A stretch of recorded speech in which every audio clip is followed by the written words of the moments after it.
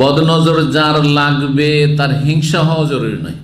অধিকাংশ ক্ষেত্রে হিংসুকের বদনজর লাগার সম্ভাবনা বেশি থাকে, কিন্তু অনেক সময় হিংসুক না, হিতাকাঙ্ক্ষী মানুষ, আপনজন, দরদি, ঘরেরই সব, বাপ মায়ের বদনজর ছেলে মেয়েকে লেগে যেতে পারে, ভাই বোনের বদনজর ভাই বোনদেরকে লেগে যেতে পারে, নিজের বদনজর নিজের গাড়িকে লেগে যেতে পারে, নিজের বদনজর নিজের বাড়িকে লেগে যেতে পারে, নিজের বদন নিজের গাছপালাতে ফসল লেগে যেতে পারে, ফলমূলের গাছে লেগে যেতে পারে।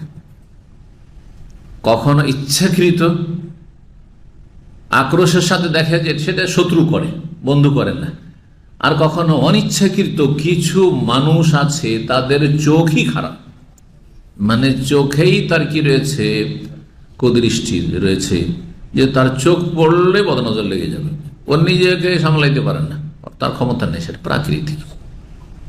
এমনও কিছু ব্যতিক্রম আছে।